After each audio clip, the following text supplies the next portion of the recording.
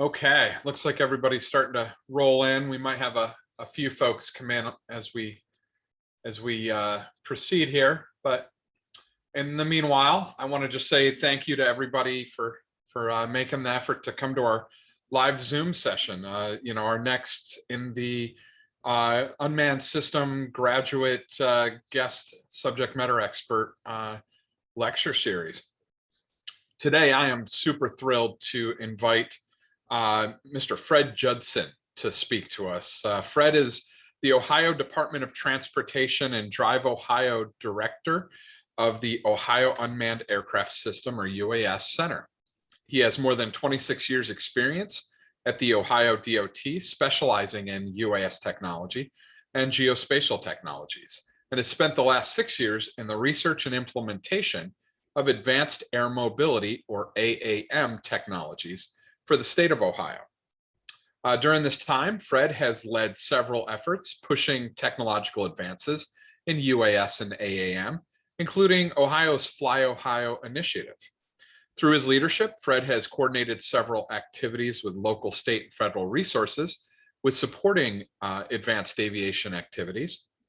He's also a standing member in several committees, such as the Access Ohio 2045, the Ohio DOT Statewide Planning and Research Review Committees, the Ohio Federal Research Network's Technical Advisory Committee, and the Government Advocacy Subcommittee for the Ohio Aerospace and Aviation Technology Committee.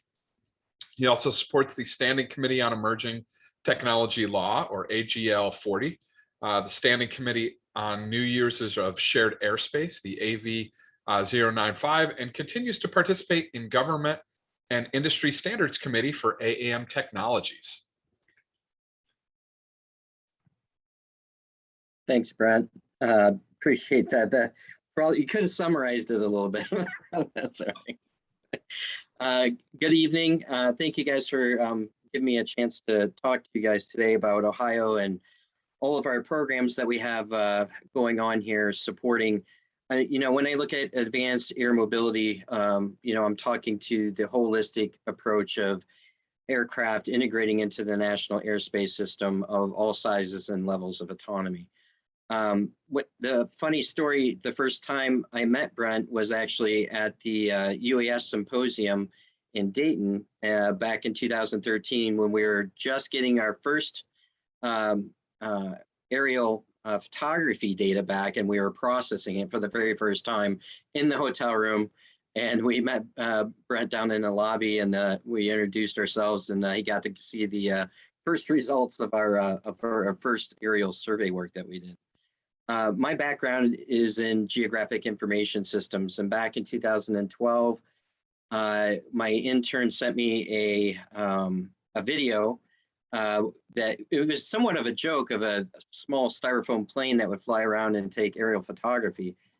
And then I started taking a look at it, and I'm like, wow, this thing is actually all autonomous, and it's able to do, now mind you, relatively small areas, but you could get pretty much on-demand aerial photography. And aerial photography we use it on almost every business function in the Department of Transportation. So we identified that as something that we should pursue.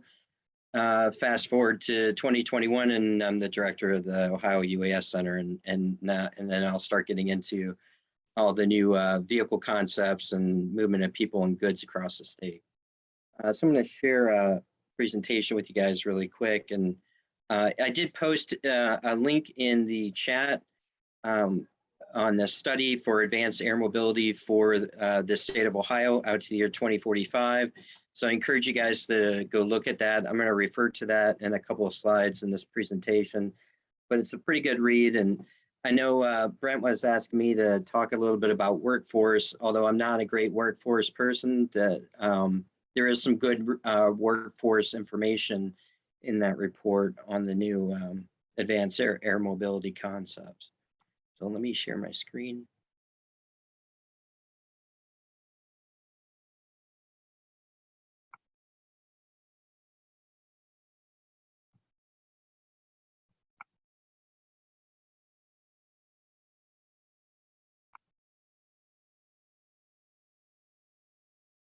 All right, Brent, are you getting that full screen?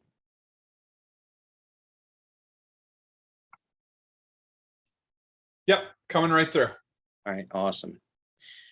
Okay, so as I said, director of the Ohio UAS Center. We're part of the Ohio Department of Transportation under the division of DriveOhio. DriveOhio is focused on air and ground autonomy, and I've got the air side. The FlyOhio initiative is that initiative that bridges all the different stakeholders in Ohio on advanced aircraft concepts. So whether it's optionally piloted or unmanned, we do whatever we can to help to get industry in Ohio or to enable operations. So I'm gonna start off the presentation giving you guys some, because I'm not 100% sure if you guys are more interested in the small like data collection drones or scaling up to 1 hour last mile package delivery services, and then scaling up to cargo and passengers. But we have programs supporting all of them. So I'm going to start out with the smallest, talk about that program that we have internally first, and then talk about some of the ways that Ohio is trying to support the new larger aircraft through our advanced air mobility initiatives. But obviously the biggest difference when you get into the smalls is you can't have a person on board. So they are fully unmanned.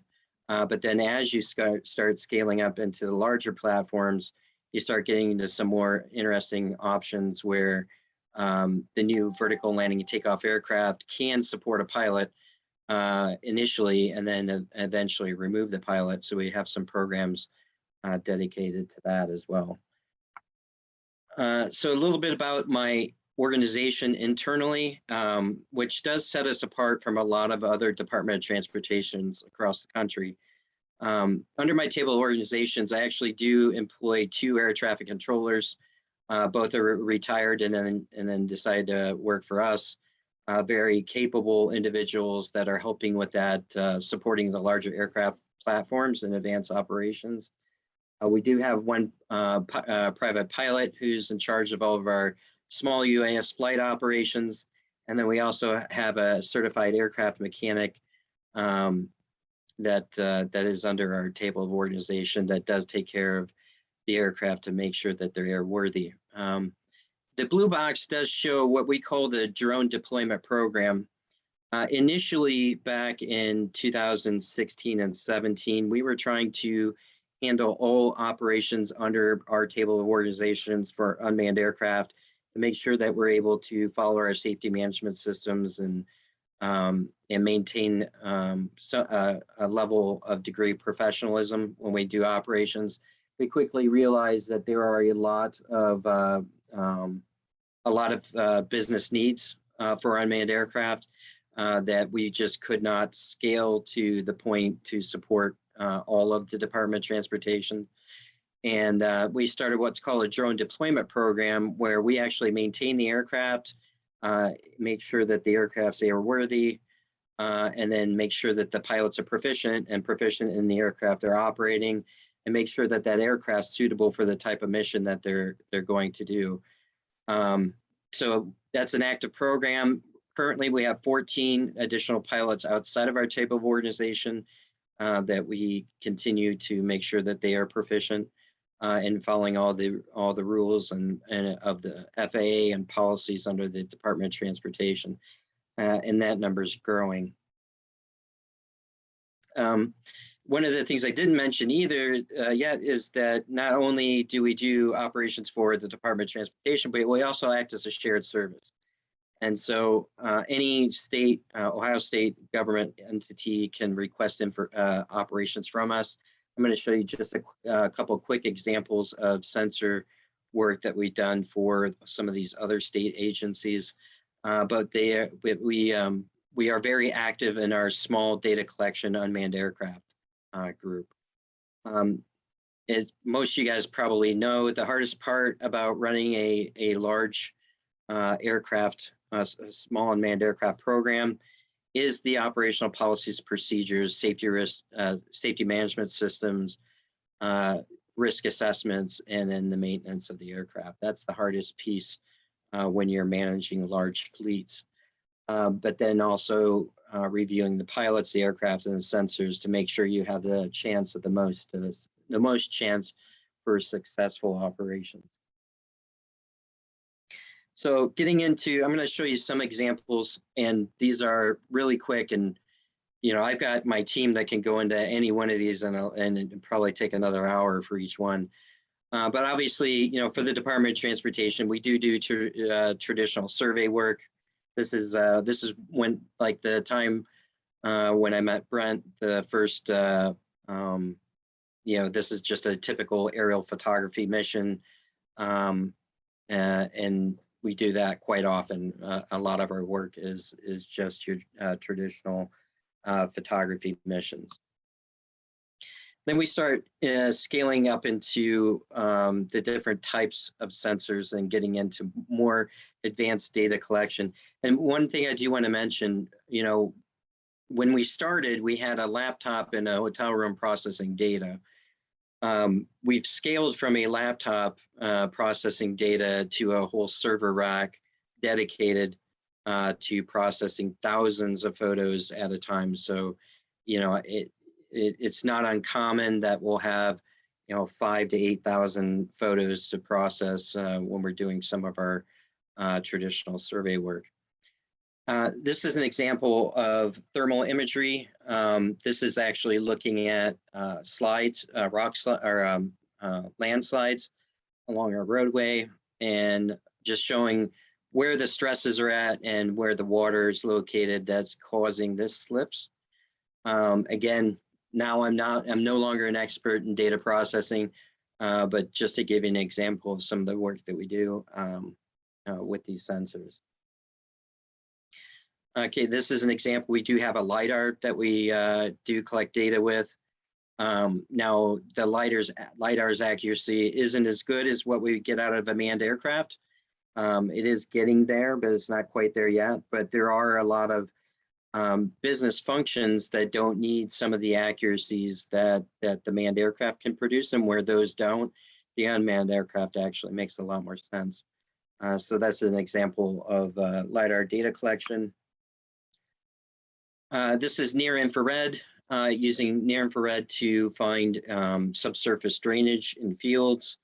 Obviously, there's a good portion of Ohio that's flat, which really needs the assistance with subsurface drainage. Finding those drainage tiles are somewhat of a challenge.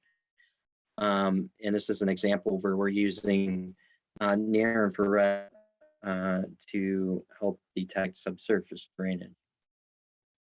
So I don't know if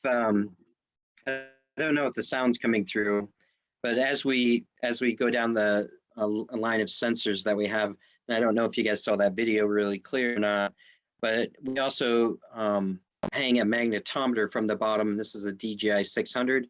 The magnetometer measures changes in the Earth's magnetic fields.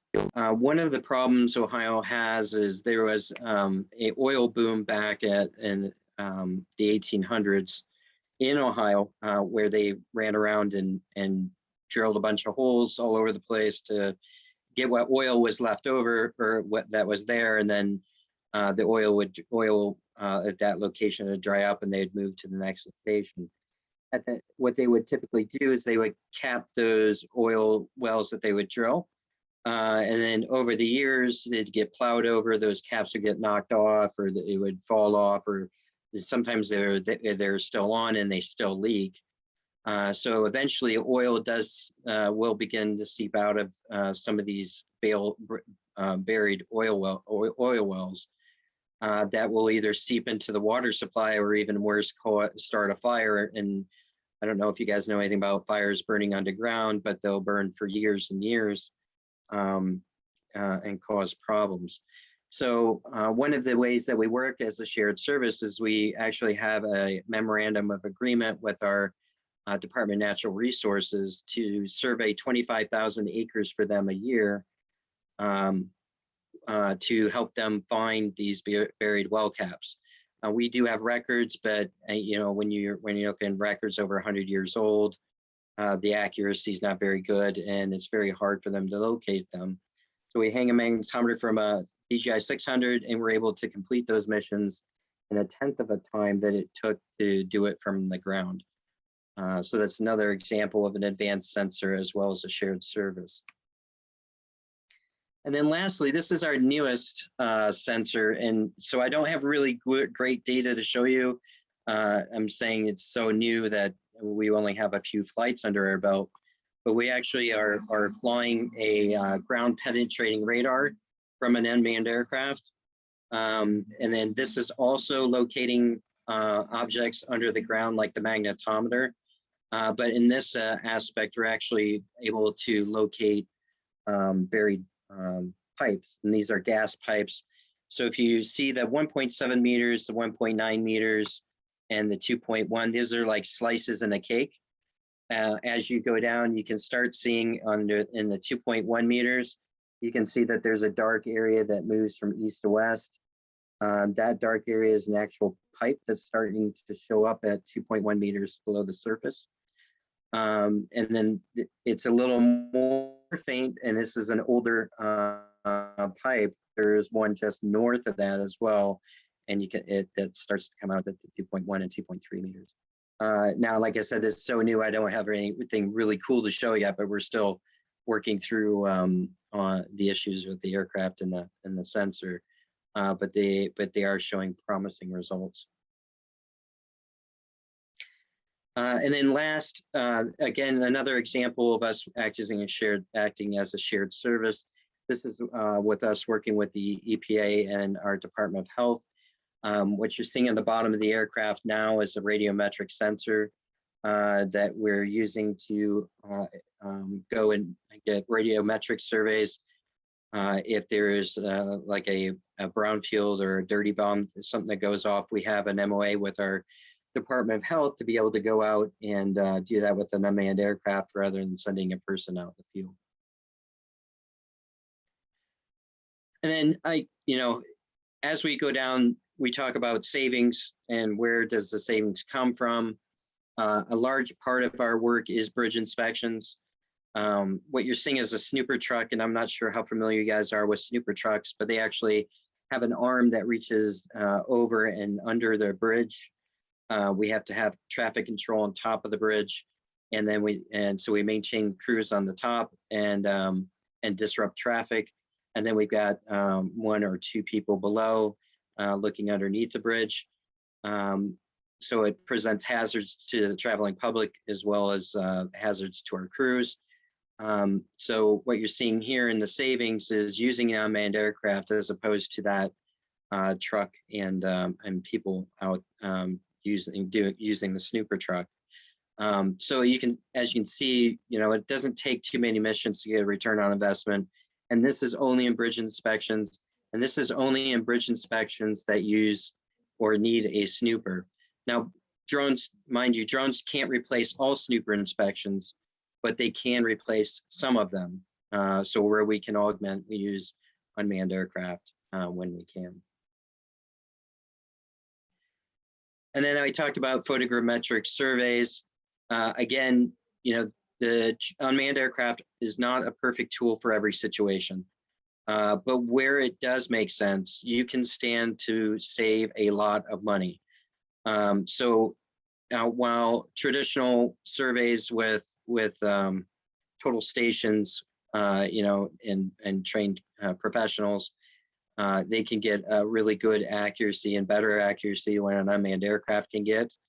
But where it makes sense, where you don't need the accuracy to be that close, an unmanned aircraft really can cut costs, and again, return on investment's pretty quick when you use an unmanned aircraft. Okay, so maybe I'm going to stop there, and I'm going to conclude with the small unmanned aircraft and data collection part. Brett, do you want me to open up for questions on that piece, or do you want me to push through to the end? If you want to cover any other information, I mean, it's definitely good because this, excuse me, this course and the students in this, we are focused on UAS, but as well as other unmanned system technology. So the eVTOL aspect, I think, that's a natural offshoot. That's where we're headed through the UAS component. Yep, absolutely. So that covers our smalls for data collection. And as Brent said, I'm going to start moving into the larger platforms now for vertical landing takeoff aircraft, as well as short landing takeoff aircraft. And then also even talk about conventional. We have a company that's actually conventional takeoff and landing, but they are fully automated from gate to gate. So that's when we start defining what is the new advanced air mobility technologies, is it the level of autonomy, is it the electrification, or is it the versatile vehicle configurations? My answer to that, it could be any of those. Is how I would define advanced air mobility. But so I'm going to get into that now. And so what the couple of the things that you see up on the screen, the logos, JobsOhio, Ohio Federal Research Network. Those are additional state entities under the FlyOhio banner that work to bring advanced air mobility to Ohio. And our new branding initiative is called Accelerate Ohio, which, much like DriveOhio, is focused on air and ground autonomy. So if we look at, if we're past the data collection and drones, small UAS drones, and we start looking at getting into beyond line of sight and last mile or 1 hour package delivery services, for example, there are two major issues when we're looking at getting aircraft authorization for operations, and that's either the issues with flights over people, and I apologize, this is a little bit, I meant to put a couple other things on here. So there's flights over people and traffic, and that's under Part 107. But again, if you're looking at package delivery, you're looking at Part 135 or 44807 exemptions and Part 135 and Part 91 waivers that you'll need to get to be able to fly over people or traffic. And then visual line of sight, trying to enable beyond line of sight operations. Again, you've got your 107 waivers that need to be followed, and then again, 44807 with a Part 135 waivers, as well as Part 91 waivers. And with the way we see it, flights over people and traffic or minimum safe altitudes, that's really an aircraft certification issue. But where we see where we can help industry out in Ohio is helping to satisfy that line of sight criteria. And so a lot of the programs that we are aligning are to add those additional safety mitigation procedures to help satisfy that visual line of sight piece. And I'll talk about those in the coming slides.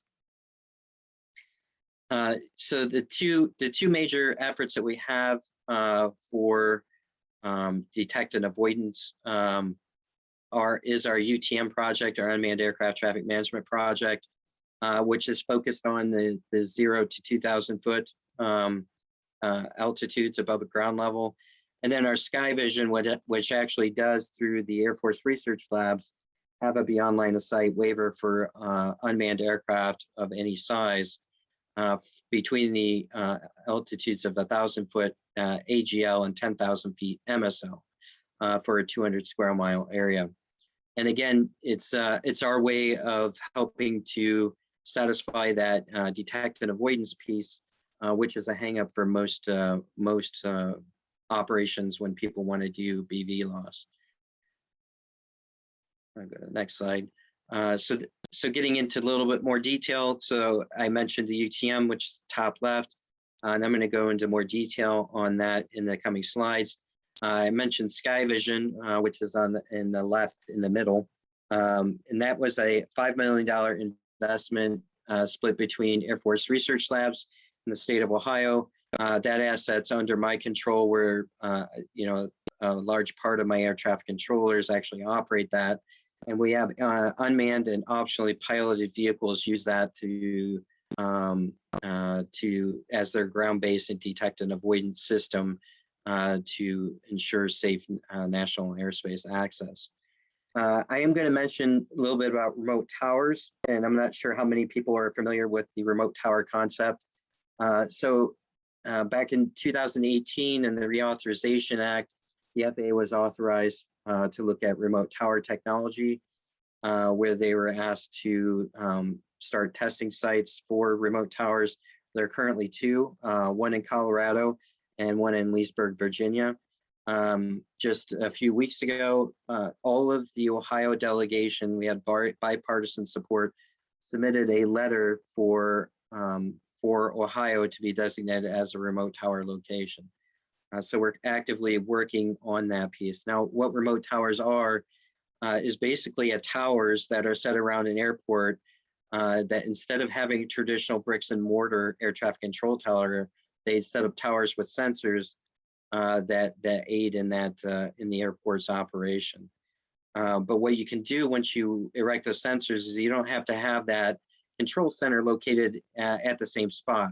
You can have that control center located off that location, and you can have several locations feeding into that and have multiple locations for the same number of air traffic controllers.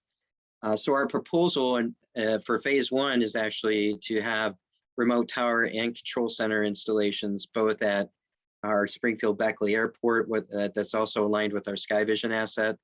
And then another one at Kent State, leveraging Kent State's air traffic controller program and helping them train the next level of air traffic controllers in a remote concept. We have that, we are proposing that to the FAA. Now, whether or not we get a designation or not, that's another question.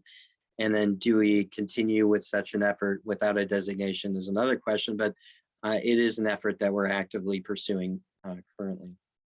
And then also realizing that while we are putting those tower sensors out, those tower sensors not only are they okay, will they work for manned fixed wing operations, but as we start scaling up to the new vertical and landing takeoff aircraft technologies, that these towers could help with the small to medium-sized airports and enabling them to make use of that new advanced air mobility aircraft that are coming out.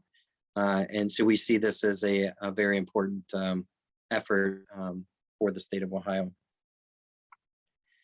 I threw out the Ohio Department of Rehabilitation and Corrections, and that I know it's probably an odd one, but they actually have a counter unmanned aircraft need. I don't know how many of you guys know about all the incursions that are happening about the unwanted package delivery in the prisons, but they are an uptick and continue to uptick to where we used to be a couple times a year to now it's several times a month. And so they have a counter unmanned aircraft need. Now, I want to enable package delivery because I'm part of the Department of Transportation. So I have the opposite kind of want. But if you look at it in a holistic approach, it is all about the tracking and identification of aircraft in a lower altitude airspace. And we started talking about ground-based detect and avoid, unmanned aircraft traffic management, remote towers, or counter UAS is all really the same, but meeting different business needs. So what we just kicked off a few weeks ago is our lower altitude detection and tracking framework, which is our attempt to make use of all of the airborne ground-based sensors that are being installed by our Department of Corrections, myself, the Department of Transportation, potentially other airports, potentially other law enforcement, and to fall into a framework where we can bring all that data into a clearinghouse that we then can push out so we can leverage each other's investments. And I'll give you a great example of that. Our UTM corridor actually operates radar on top of the Women's Reformatory in Marysville. Now it's part of the 33 corridor, which is where we have our part of our UTM corridor, but it is actually on top of the Women's Reformatory. Now, if we're operating a radar system on top of that reformatory, why can't the Department of Corrections make use of that to disable package delivery well, I'm using it to enable package delivery. So that's really the birth of that framework. It's a 12-month project, so that will be wrapped up next August, where we plan to follow on with the clearinghouse piece and servers to push out the information. So that's a brand new project too, that we have to enable, particularly the lower altitude airspace over Ohio. So I'm going to go into a little more detail, and I won't go over all the artifacts that are being produced, but this is our current UTM corridor configuration. So we operate 3 radar systems that we're using for our ground-based detect and avoidance. With that, we're producing the artifacts and materials and submitting to the FAA for review. We have a last mile package delivery service that has their Part 135 and an aircraft that's certified, although I'm not really supposed to say yet who that is. It doesn't, it only narrows it down to a few in the United States. But we're working with them for them to enable last mile or 1 hour package delivery services. So through this effort, we actually have 2 technical assists, one with the Department of Transportation and the FAA, and one with a subcontractor and the FAA, as well as a PSP. So we got 2 technical assists and PSP for this project. What we're hoping for is certification of our detect and avoidance service, where as we, currently we have to package everything up in one package every time. We're hoping that the detect and avoidance piece, we would get that certification from the FAA where that only needs to be reviewed once and then referenced to after that to help speed up that process for industry to get aircraft up in the air. So we're currently on working, and these are the materials that we're working on that are hopes to be certified in the near future. That will eventually speed up authorizations for that last mile or 1 hour package delivery service. So just a quick overview. This is our current state. This is the 2021 to 2023 is what we project that time frame of where we have to package everything up individually. We're hoping by 2023 we're actually able just to reference that that detect and avoidance piece, and then the operator just has to reference to it rather than it getting reviewed every time as a separate authorization. And then lastly, future state, obviously, beyond line of sight will be enabled, and we will still operate, just assuming that our on-base collision and avoidance isn't going to be on the aircraft, isn't going to be up to certification standards yet. So we'll continue to operate that in the future as well until it's no longer needed. Okay, so that's smalls. Now I'm going to get that for like 1 hour last mile package delivery beyond line of sight. Now I'm going to get into larger aircraft for the movement of people and goods. So the advanced air mobility study for Ohio, I sent you guys a link. These are a summary of some of the statistics that are actually in there. Where we're looking at, emergency service being a $2.1 billion industry. UTM, and this was $500 million cargo. So as we get into studies, one thing that does separate us from most studies is looking at just the cargo aspect of advanced air mobility. And we're projecting that to be 2.1 billion. Now to get into a little bit of the details and the statistics, this was only from 500 to 1,000 pound cargo carrying aircraft, realizing when we get out to 2045 that aircraft technologies will advance. And so that number is probably conservative because the aircraft out to 2045 should be able to carry larger than 1,000 pounds for the range that it's needed. So just a couple caveats on that. 4.6 billion in transport of people. That's around 8 billion or 8 million people movements in the state per year, and a dedicated 81 vertiports across the state. So when you start looking at that amount of people being moved with advanced air mobility, we can start seeing that things should start scaling pretty quickly to meet some of those demands, even in the next 5 years. we're projecting 31 for dedicated vertiports in Ohio by 2025. Now, that being said, there's no standards for vertiport, so how do you call it a vertiport? Or is there anything wrong with calling any heliport that supports a electric or hybrid vertical landing takeoff aircraft a vertiport? Is up for debate, but we're looking at a lot of activity pretty quickly in the state of Ohio. One thing that is not mentioned again when we get back into the workforce, and like I said, there's more workforce breakdowns, but out to in the actual report, and I'll leave that for you guys to review. But we're projecting 16,000 brand new jobs for the state of Ohio related to advanced air mobility in the year out to the year 2045. So that's a pretty good number for us too.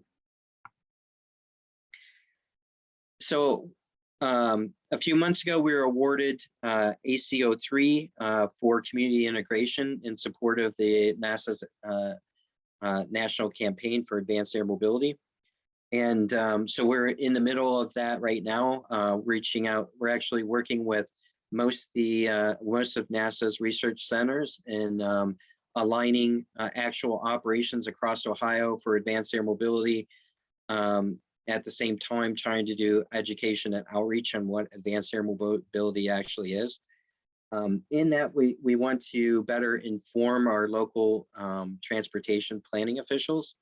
So right now we're knees deep in trying to educate what does advanced air mobility mean, because if you just call these guys and start asking them questions, you'll get a range of people that would have never heard of it before, and you'll get a shocked look to the really cool looks, or maybe some people actually have heard something, but don't really know what it is or have different ideas of what it is. So we're trying to bring that education level up, and NASA's helping us out with that. But even if we're able to get those education levels up, there are a lot of different nuances to each use case. So if we're talking to the medical industry, they immediately go to delivery of blood from one hospital to another, which usually just means a small unmanned aircraft, to the potential transport of doctors and patients, which is the extreme other end. So definitely a lot of nuances there and things to navigate. And then under our ACO3 with NASA, we have 5 integrated project teams I've got them listed on the center. And even talking to these guys who know what advanced air mobility is, when you start talking about the concept, they come from their own perspectives, and it's hard to align goals and strategies if you have a lot of major perspective differences. But eventually you want to get to getting everybody's education up for that long range transportation planning, better public policy, land use planning, and then also accurate and efficient use of funding and incentives to get that going in Ohio. So we talked about, in maybe Brent, how basic should I go with the advanced air mobility and the new VTOL technology? So we've covered some of this technology. I would just say, kind of a glancing overview. Most of our folks have pretty strong aviation acumen. Okay.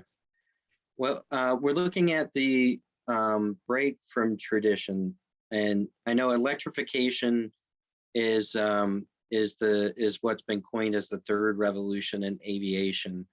But we start looking at all the different vehicle concepts that are coming online. The most popular one I've got listed at the top, and that's the VTOL with the fixed wing for aerodynamic efficiency.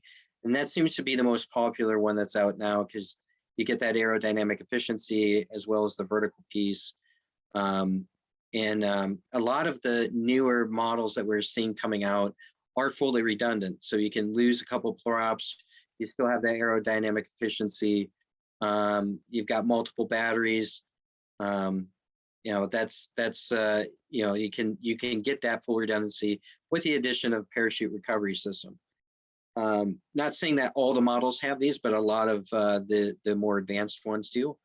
But also realizing when we start talking rotorcraft, you know, most of the new concepts for advanced air mobility have that taxiing capability because of that increased throughput in what's called vertical landing and takeoff or vertiports locations. So there's some key differences, as well as the actual cost of the aircraft falling dramatically, and the reduced costs in the maintenance of that aircraft. So there's a lot of reasons why we are aligning a lot of our programs in support of these new technologies. And that's just a general overview, I think, of the most popular aircraft for advanced air mobility that's out. Also realizing that we aren't just talking about just pure electric, but there are hybrid, a lot of capable hybrid platforms out there, starting with gas, and then them having their eyes on replacing that with hydrogen. Once hydrogen technologies reach to that maturity, they'll replace with hydrogen. And then the two underneath are the other two. One's just a brute, just a vertical takeoff and landing without a fixed wing component. So that aircraft obviously doesn't have that aerodynamic efficiency of a wing, but it does have some uses, even though its endurance is reduced. And the last one that's coming on pretty strong that we've got eyes on is the short landing and takeoff aircraft technologies. Now, while that doesn't have a vertical piece to it, the pad that they're looking at taking off and landing is only 100 foot by 300 foot in some of these proposals. So it's not really that much bigger than a traditional vertiport type pad. But the problem with them obviously is the glide slopes are still there, which still limits the areas that you could place these potentials in. But then it doesn't have that it's got the increase of efficiency of getting the air across the wing really quick, as opposed to a VTOL with a fixed wing component, where it actually has to do that brute force straight up, and then do that forward momentum until it gets that aerodynamic efficiency to lift the aircraft. And so the STOLs are very efficient, but do have some limitations as well. And I already talked about this earlier. Is it the level of autonomy? Is it the electrification of the versatile vehicle configurations? You know, depending on who you ask, but it is, in my opinion, any of these.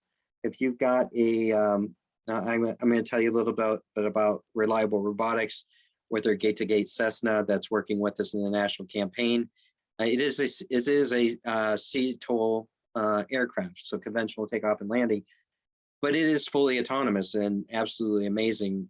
And they're talking that they want to do caravans of these. You know, so in my opinion, that is still part of advanced air mobility, even though it's not a VTOL or an STOL. Electrification. So you got a you know, an electrified aircraft that's all electric. I'm saying that's advanced air mobility too. So that's how we define it. It could be any of these or all of these. So in our national campaign, I talked a little bit about the 5 different IPTs. Those are the IPTs listed at the bottom in each of their different divisions. And then I lead the public government and industry advocacy group. And then Rich Fox, my airspace manager, manages the rest of them. But what it made us unique from the other proposals is our aggressiveness in vehicle operations and aligning that with our public outreach, so that we've got a lot of forward momentum within the state by doing this, as well as a lot of support from NASA in this effort. Just to give you a glance of the active participants, they reach all levels of government and all across Ohio, and include industry and academia. I won't mention all of them, but I will talk a little bit about the vehicle OEMs. We've got Kitty Hawk coming from California. I don't know if you guys, I got a picture later of their aircraft. Moog, who's bringing their, who actually does research and development of the Surefly in Cincinnati, Ohio. And then Reliable Robotics, who's coming from California, again, with that gate-to-gate automation of a Cessna, performing operations for, particularly for rural cargo delivery, and what that would mean for rural communities. Because if you look at advanced air mobility and the reduced costs and operations and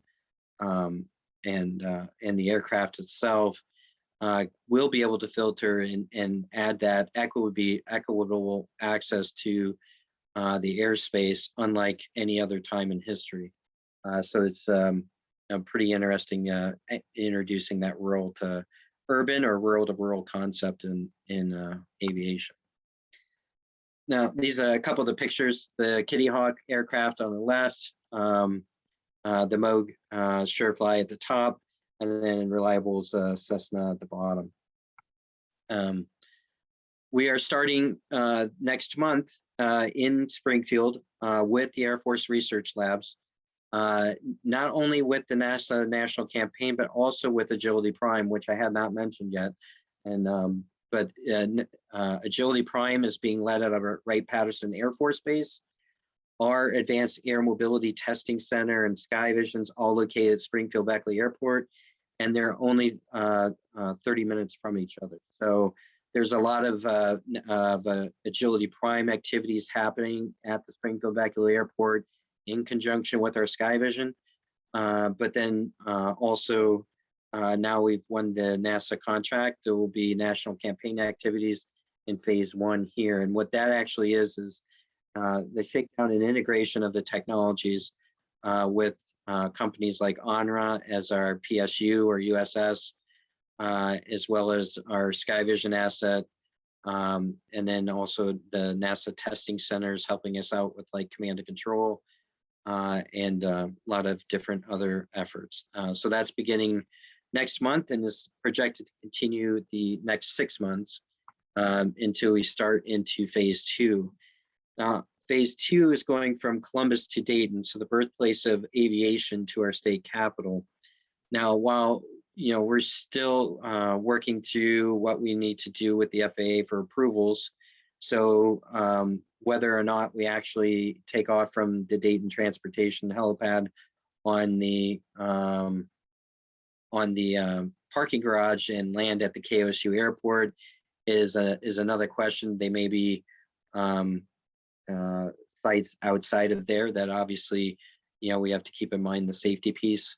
But the notional operations are between Dayton and Columbus in our phase 2, and that's projected for a year. And then phase 3 is continuing from our OSU airport in Columbus and continuing to the other 2 largest metropolitan areas, Cleveland and Cincinnati, realizing that while we may not be able to go all the way to Cincinnati and Cleveland, at least they will be notional until we until the technology and regulatory environment permits. But that will be our phase 3. And then with notional rural cargo delivery with Reliable Robotics from Rickenbacker Airport, which is a major logistics hub for Ohio, to Athens Airport in rural southeastern Ohio. And then why is all this happening in Ohio? All of these vehicle manufacturers that you see have different efforts in Ohio. My favorite one is the top left. That's our Director of Transportation in the Beta Technology Simulator. Both Beta and Joby have simulators located at our Beckley Springfield Airport, again, lined with the Agility Prime efforts and our NASA National Campaign. Lift Aircraft, that center one, Lift Scott Aircraft, where they're doing research and development work at the same airport. That's a 16-rotor, one-person aircraft, vertical landing, takeoff. The Moog Surefly, which is on our NASA National Campaign activities, is doing work out there. Beta Technologies, I actually have a picture, and I forgot to put it in here. Beta actually constructed their version of vertiport out at the Springfield Beckley Airport too, which is a really cool concept for a vertiport. And they will be completing next quarter flights with that aircraft, the Aliyah, from Plattsburgh, New York to Springfield. So that's going to be really interesting. But again, they are working under Agility Prime and doing operations there as well. And then Kitty Hawk, the red aircraft, again, they're actually coming out next week to Springfield. And then the first week in November, we'll be locating a couple assets for operations in Springfield as well. But how do we do that? How do we bring them here? The vehicle OEMs will work with our economic development arm. My job as a Department of Transportation employee is to ensure that the infrastructure is up and running to enable activities. We do that for the highway systems. We don't see why we can't support that particularly lower altitude airspace with technology as we are currently doing. And then Jobs and us get together. We find that business use case and help facilitate that vehicle OEM with those business use case owners, which is really what ends up as operations in Ohio. And with that, I'll stop. I'm sorry. I don't know if I'm over time or short. Oh no, right. Perfect. This is perfect. So I'm going to open up with approximately 3 questions, and then I'm going to open it up to the students, if you don't mind. Sure. So one of them, this is something I typically ask our subject matter experts that come in, because it's something that's so central to the student experience, especially in this technology that's just so rapidly evolving and changing. What tools or resources do you personally use to stay informed? And then what are some of the challenges that you find of sifting through all that available material? So it's a good question. To be honest, YouTube, for the most part. I mean, obviously, so if we're talking advanced air mobility, the NASA Advanced Air Mobility Working Groups are an enormous source of information. And there's a lot that's out there, even if you don't attend the meetings. But the meetings are free, and you can either join as an active participant or on YouTube Live. If we're talking advanced air mobility, I'm saying that is an extremely important resource for that. Additionally, if you attend Agility Prime webinars, and there's a lot of them that are out there that are archived, there's a lot of good information there too. Otherwise, I actually pay for a service that scours all the federal registry and provides me updates. That's a good service, but that's a paid service to stay up to date. Excellent. So the next one, I assume you come into the contact with the general public concerning the use of UAS and related technologies, especially in what you guys are doing with NASA to provide advocacy and build support. What are some of the major misconceptions you've seen in the public space, and what can we get better at concerning public awareness and education? So we start, if we're talking advanced air mobility, I hate the word drone to begin with. You throw a drone out and it's used for anywhere from a flying taxi to a DJI camera carrying drone. So we always try to stay away from that, even though people love to call flying drones or flying drone taxis or whatever. Every time you throw it out, it gets things confused. Using the terms incorrectly, right? So unmanned aircraft traffic management, what is that? What's urban air mobility? Inconsistency in terminology I have a problem with, even in the professional realm. What is advanced air mobility? We had a representative that wanted to insert language into a bill and use advanced air mobility, and depending on who you go to for advanced air mobility, you'll get a different interpretation of the term. So it's difficult to, you know, the first thing when I meet a new group and they're asking me something about urban air mobility, I have to first ask them to define what urban air mobility is before I actually comment to it. And same with unmanned aircraft traffic management. So it's always when you're meeting new people and you're talking to, and it could be public or other professionals, it's the level set. So you try to get into that same perspective that they're in to be able to answer and have a meaningful dialogue. And it'd be the same for the public. You know, some of the public might know some of the concepts of advanced air mobility, although I don't think many do yet. You know, but to raise that education level, you first have to realize where they're at before you can even start talking. Outstanding. And class, for me, my pet peeve term, you'll probably have picked up if you watch your 6.2 assignment video feedback. It's the term unmanned aerial vehicle. It's an anachronistic, outdated term. I know I've hit a bunch of you up with this one and said, hey, let's rethink use of that term, because it's exactly that. We want to make sure we have term consistency. We are clearly communicating with one another, and we want to show to the folks that we're speaking with that yes, we are up to speed on what the vernacular and terminology is. I have one more question for you, Fred, and then I'm going to turn it over to the students. You mentioned a bunch of different areas that are economic development areas, managing UTM, operating emergency services, transporting cargo and people, manufacturing and building infrastructure. And what are some of the promising technologies associated with that you see supporting that economic development? Where are areas that I can start sending my students to think this is a good employment path? So, you know, we had to help define that for the state. And, you know, NASA, I think, you know, NASA had the two major advanced air mobility studies out, one by Crown, the other Booz Allen Hamilton.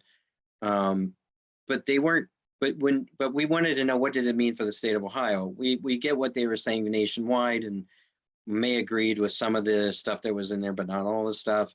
But it didn't, you know, when you look at advanced air mobility, you know, a lot of people automatically go to the largest metropolitan areas. So Dallas, Los Angeles, you know, those megatropolises, right? But Ohio doesn't have those megatropolises, but we do have three fairly large metropolitan areas. And so where Ohio is different is Ohio has that regional air mobility piece, you know, that the others may not, you know, connecting the Cincinnati, Columbus, and Cleveland, for example. So we wanted to define what that would mean and what that is for Ohio. So the numbers, if you looked at the numbers in the report, healthcare, but is a pretty big outlier as far as amount of money that they spend in logistic type services. You know, if we just looked at the transport of patients, for example, and you know, an average cost of transporting a patient at $40,000. So if you get in an accident and have to have life flight come out, you know, that's a $40,000 price tag. You know, that industry is ripe for innovation. And every, you know, I've met with most of the healthcare networks in Ohio, and they all come back to, you know, they have to worry about the bottom dollar as well. And they spend a lot of money in transportation. If the unmanned aircraft or larger VTOL platforms will provide them some of those savings, they are more than willing to go do it. So we targeted healthcare as the major industry in Ohio that will be that early adopter. They currently do operate aviation assets. They have helipads that could be retrofitted into for the new advanced air mobility aircraft. I'm not calling them vertipads because there's no real standards out for that yet. So they're going to be early adopters. The other one that we identified as an early adopter is the cargo, moving from distribution centers to retail locations, for example. And so those two are the two that we are targeting for Ohio, and in the report has some of those numbers to back that up. But yeah, so if we look into industries that are going to adopt it, those are the early adopters in our opinion. Outstanding. And I can't wait to see some of the developments I've seen coming out of Wilmington Air Park over to Cincinnati. Yeah, right. CVG to Wilmington. Yeah, we identified that as a potential use case early on. Yeah. Outstanding. All right. I think Raquel has a question, then Esteban, and then I believe Stephen. Yes. Hi. Thank you for sharing your story. You spoke about UTM and the phases of integration. Can you explain how the integration of UTM, ATM into the National Airspace System, how it is now, and how you envision it in the future to handle the increase in traffic in relation to our current air traffic control infrastructure? So our requirements to existing air traffic control is really segregated at this point. So when we're applying for waiver packages, we are packaging together a group of services that might be loosely defined as a UTM for that safety mitigation procedures.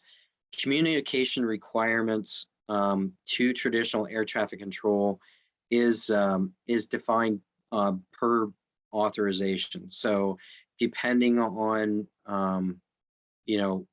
what airspace you're flying in, how congested is that airspace, those requirements may change per authorization. So there isn't really a defined method at this point outside of the LANCE authorization. But as far as communications, it could vary depending on the complexity and location of the operations. So that's a hard one to answer. Hoping that gets more defined as we move into the future and we get into BVLOS type activities. So our UTM research, the part that we're focusing on is that detect and avoidance service. It's not really a holistic approach to a UTM where we're providing weather data and ground terrain surveillance data, that kind of stuff. But we're in UTM, we're really just focused on that detect and avoidance with our radar systems piece of that. Did I answer that question? Yes. Do you foresee the unmanned traffic being handled separate than the manned traffic? Yeah, I don't have a good answer for that. I believe your communication requirements are going to be less just due to the potential volume. It depends on how much the UTM scales. If we've got thousands of delivery drones just in a Columbus area, it couldn't be handled over voice. It's just not going to happen. So it's either going to be automated or the requirements will be so will be that there won't be that much contact. It'll have to be all electronic and not voice, in my opinion. But that depends if industry does scale like we expected. So far it has not, but we'll see what happens in the future though. Okay. And I have one more question. The phase of integration that you mentioned earlier, will that be specific to only Ohio, or will it be a model for other states to adopt? Where I talked about us working with the FAA for certification for detect and avoidance, that piece. Yeah. So that's going to be geographically dependent. When we set up radars to provide that assurance that you can see the manned aircraft to deconflict, it's only going to be good for where those locations are at. And the real work comes is once you set those radars down, is to provide the information in the documents to give a level of assurance that you're able to see the areas you need to see to perform the operations. So even when we look at picking up that blueprint that we're doing for Columbus and moving it to Cincinnati or Cleveland, we're still talking, a year after we establish the radars to produce the safety artifacts to prove to the FAA that we can see within a level of assurance. So it won't, and this is why, in my opinion, UTM is not going to scale unless we get to the point where we got onboard aircraft collision avoidance that works, in which I think that we're years off from that the only way you're going to be able to satisfy that requirement is through ground-based sensors. And the industry will not scale quickly because those sensors have to be geographically located. And so it's going to be a slow adoption if what I'm thinking is actually true. Okay, thank you very much. All right, Esteban. Hello. I was wondering if you could talk a little more about the remote towers concept. I'm interested in learning if what is the day-to-day operation concept what is envisioned for day-to-day operations? How we're gonna have ATC people working from home, for example? Yeah. Well, our current I think you took it another step further and actually made it even more remote. Currently, our concept is defined control centers that different remote tower installations would feed into. Was there a day where you could actually do air traffic control from your living room? Maybe, I don't know, but I think we're a little ways off from that. But I think that's a great idea. But now, as far as defined, a remote tower will work like traditional air traffic control. The minimum requirement that it needs to meet is to replicate what an air traffic controller sees out the window. So it is very much a replication of traditional air traffic control. Only difference is you could be streaming several locations into one. So now you get into human factors and how many can you do before it starts to break down. And that's in large part a question that hasn't been answered yet. But there are several implementations of remote towers over in Europe that we can pull information from. Interesting. Thank you. Welcome. Excellent. Amir?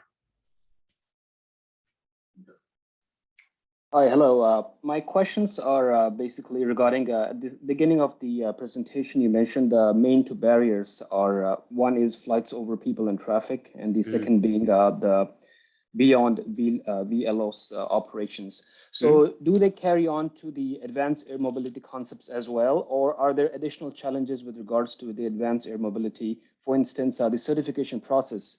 The configurations that you mentioned, they fall under both the winged and wingless aircraft.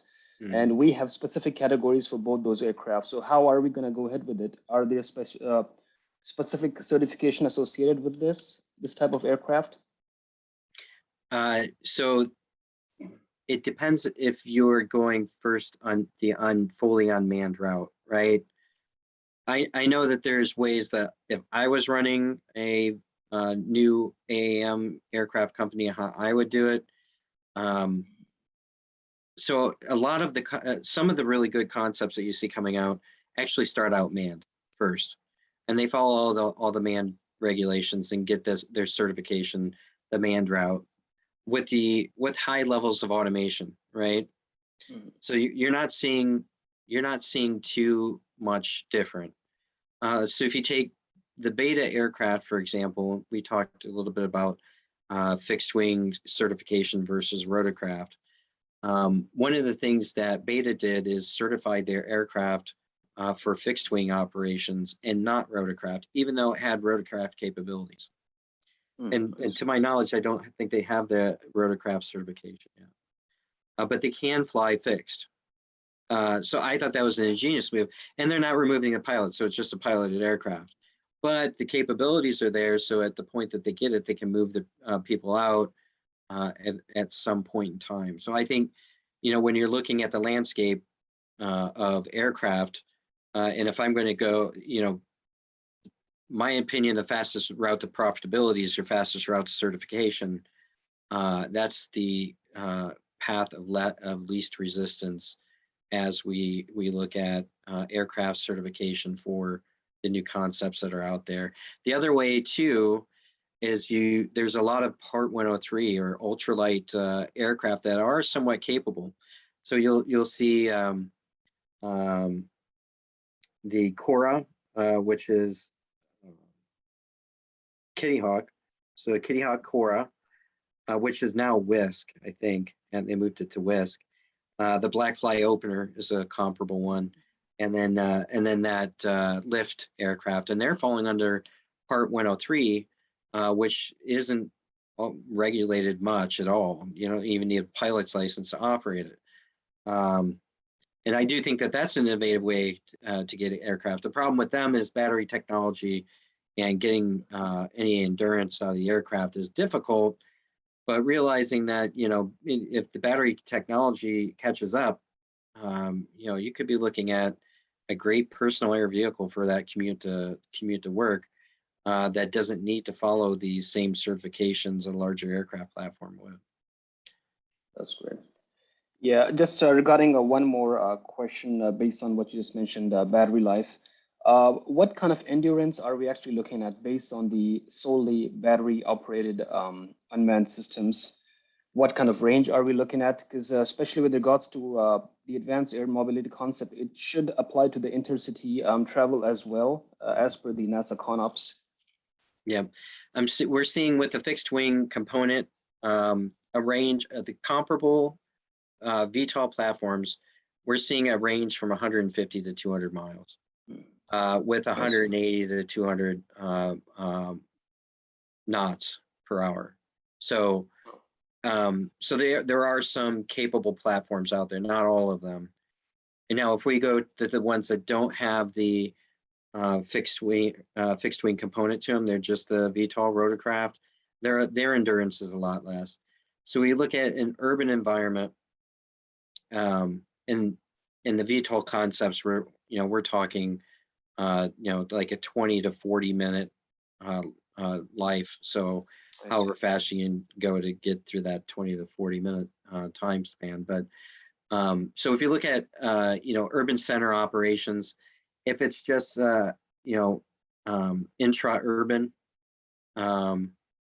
then just the VTOL, straight VTOLs will work. If we're getting into regional air mobility, we're at least going to need that fixed wing component to be able to do like urban center to urban center or rural to urban center. Or you can introduce hybrids, which will extend that endurance, is also another option. So. Yep, thank you. Yep. Okay, last up is Ed, and then we will wrap up and. Okay. Yeah, hi Fred. My question is about the regulations and commercial use. Our previous speakers said that their biggest challenge for flying the UAS and for commercial use has been the regulations, but it seems that you've seemed to crack that code with the FAA to get approval for the advanced air mobility aircraft.